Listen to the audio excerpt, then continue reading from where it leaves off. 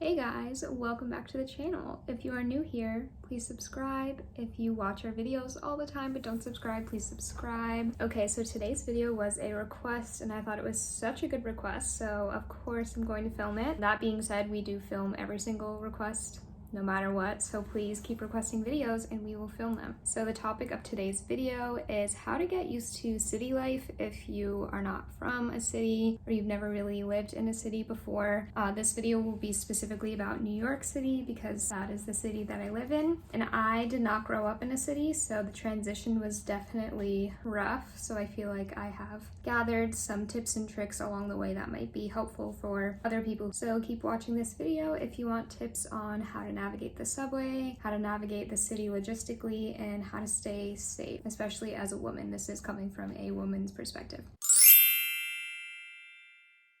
All right, so let's tackle the first big category, which would be subways. So I have a few different things to say about the subways. My first tip would be take the subway with no destination. So choose a day, a weekend, a day off from class, whatever. Gather some friends, some people who live on your floor if you're in college, and go on the subway just for fun. You don't necessarily need to have a destination, but your first time on the subway shouldn't be because you have like an appointment to make or like a strict deadline, because you're probably going to get lost, probably going to get confused. The trains might not be running reliably on time because they never run on time.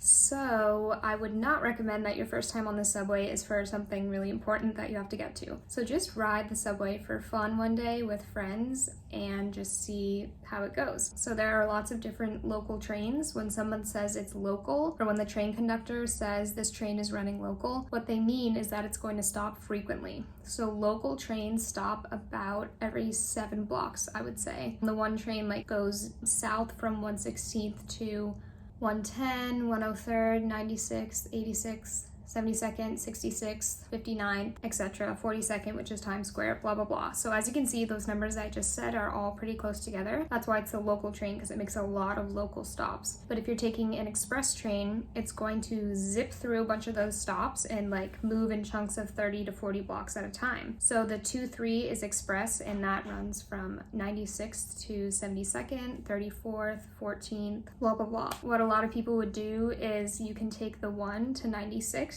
because at 96th is where the 1 and the 2-3 can come in, and then you switch over to the 2-3 at 96th. So that's a little tip. Definitely switch over to the express. I feel like a big mistake I made when I was first learning how to take the subway is just taking the local trains, and it takes a long time if you're taking the local train.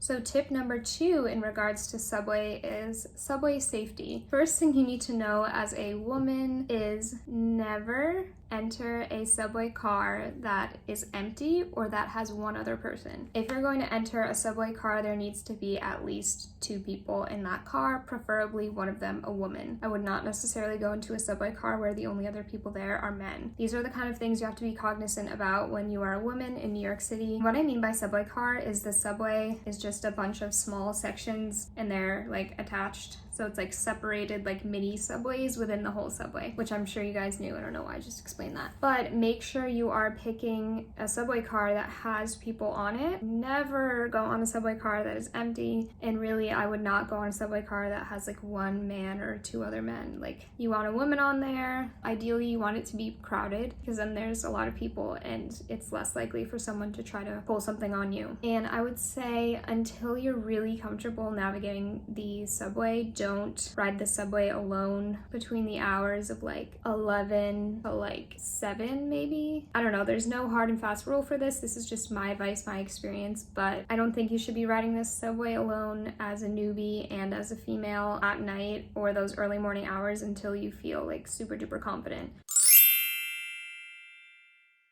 Okay, so the next big tip, pepper spray. Pepper spray. Buy pepper spray. 100%. I think every woman in New York City should always have pepper spray on them. The New York City rule about pepper spray is you have to purchase it in state, so technically it's illegal if you are taking pepper spray from a different state and bringing it into New York. So me and my roommate actually bought pepper spray from Target. Who knew? Target sells pepper spray, so I would highly recommend that. And then if you do find yourself in a sketchy situation on the subway, at least you have pepper spray. Also, this is actually a cool thing I didn't know about until recently. Let me show you guys.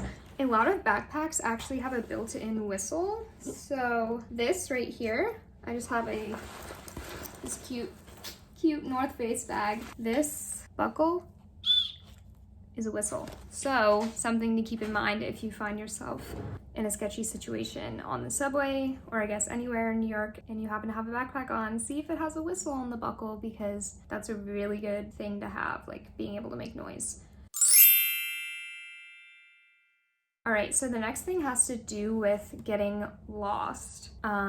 Just in general, getting lost. So navigating New York City, like the actual city itself, not the subway, is actually fairly simple because of the grid system. So New York is set up like a grid where street numbers go one way and avenues go the other way. So it's actually fairly easy to navigate once you get the hang of it, like you know in which direction is north based on the street numbers. Are they getting bigger or smaller? And then the avenues, if you have a rough idea of the way the avenues go, that can be helpful. But anyways, it's pretty easy to navigate. However, when you are new to the city, it can be super overwhelming. So here's what to do if you get lost. So I think the first thing to do if you get lost, especially if you're alone, but even if you're with someone else, don't stop and look on your phone like this. This is your phone. Don't stop on the side and be like this. For several reasons. One, your head is buried in your phone. You are not aware of your surroundings. You don't know who could be coming towards you, what the people around you are doing, etc. Two, it's super obvious that you're lost because you're like this.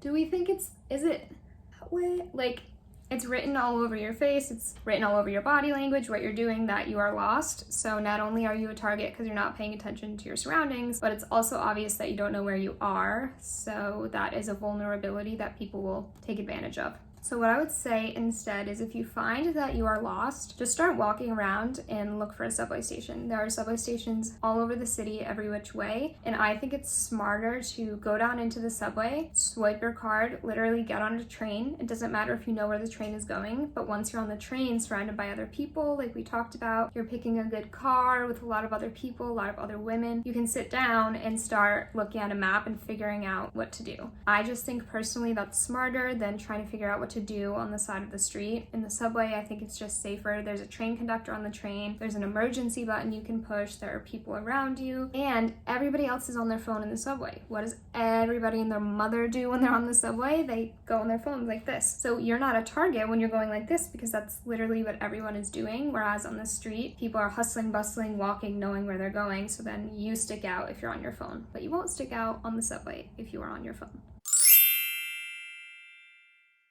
All right, so next little tip and trick with navigation is to map out where you're going ahead of time and take screenshots. So let's say your phone loses service or you're at really low battery and using your data will suck the battery out, whatever it may be.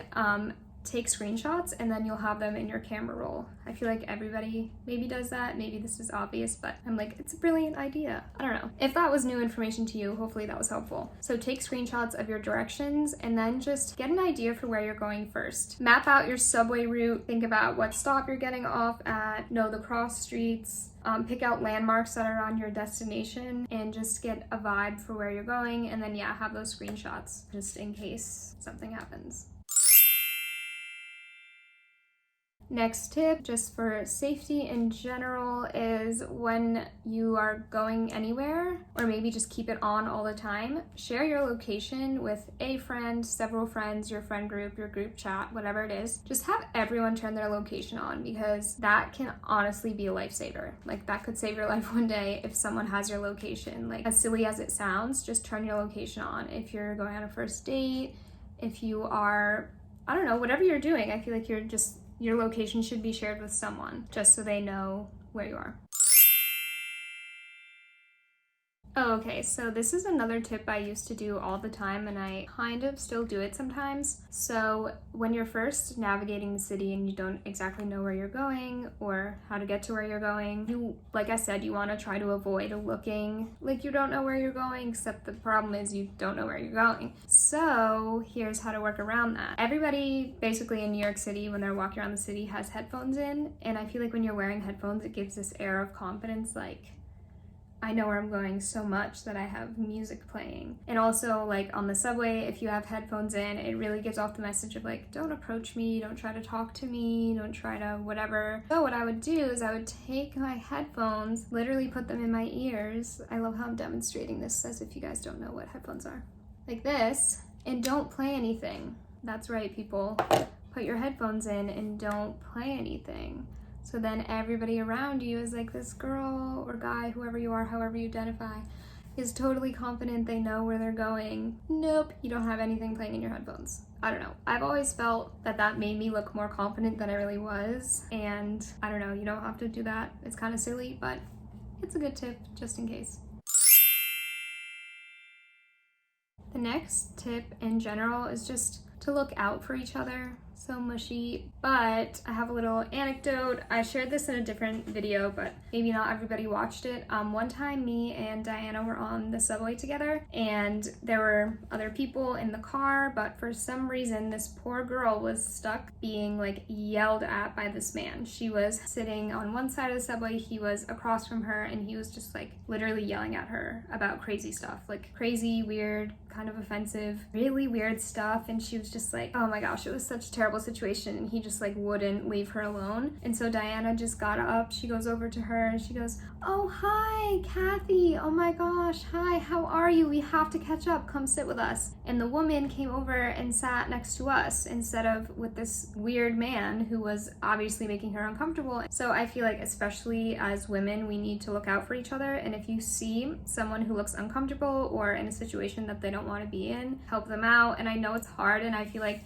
I'm like making a face right now because I have seen people who look like they weren't okay, and New York is a very like individualistic city, like very much to yourself. Nobody helps each other out, and it's like, come on. Like if you were in that situation, if you were that woman who was being screamed at by a man, you would want the two girls sitting near you to step in and help you out. Like that's a very uncomfortable situation, and I'm just like regretting all the times I didn't do anything, but I will certainly do something next time. So just, you know, as a fellow woman, help each other out. All right, so I hope this video was helpful to some of you. I hope it maybe answered some of your questions or made you feel better about moving to a big city if you are not from one. Please leave a comment if I forgot to address anything. Let me know if you have any remaining questions or you have questions about something I did say. Keep leaving video requests and I will film them. And thank you so much for watching. We appreciate all of you. We appreciate everybody who subscribes and likes and comments. Follow us on Instagram at MJD and NYC, all one word. You can DM us there. We answer all of our DMs. It might take us a little bit, but we will answer all of them. And thank you so much. Okay, bye.